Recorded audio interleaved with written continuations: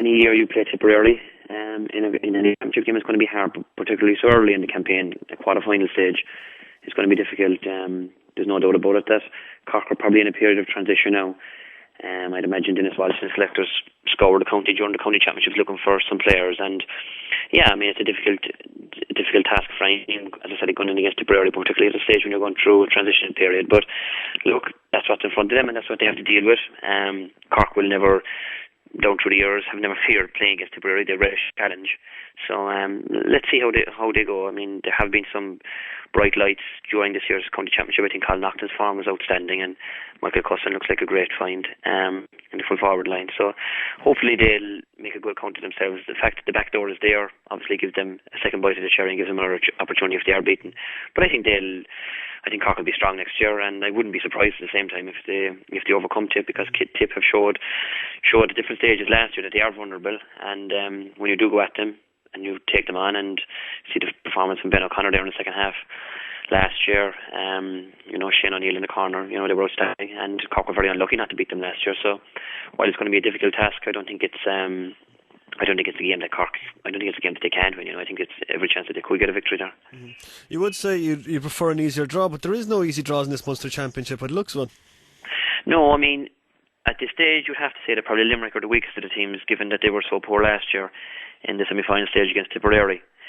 I mean, probably in the 21 championship you probably would have said Clare were on the same sort of level playing field, but they were so good in the 21 championship, winning the All-Ireland to play against Kilkenny and producing some unbelievable performances from players like Nicky O'Donnell and in particular Darragh Conan, who was just an absolute revelation.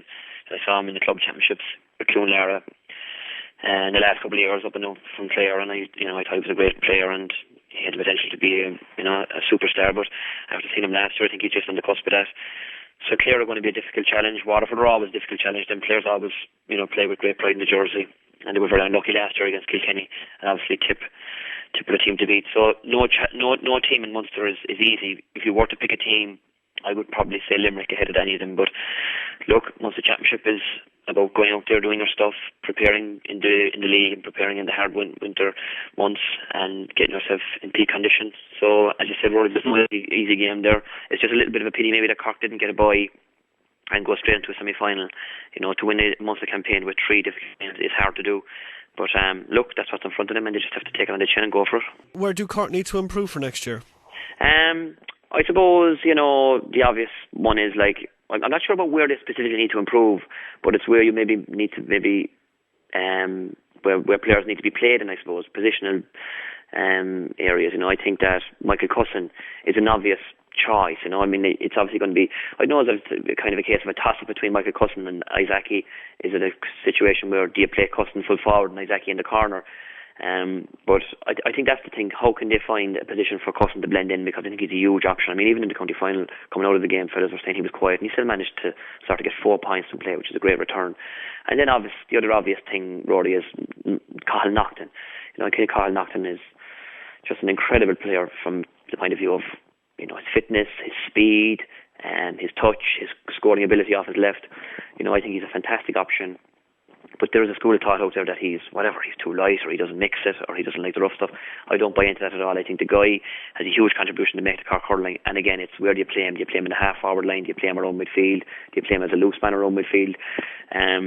So, for me, it's more that question than where they actually need to fill the void. I mean, I still would, number 11 for a while, people are still going on, but I still would go with Niall McCarthy. I think he showed in stages last year that he was coming back to form.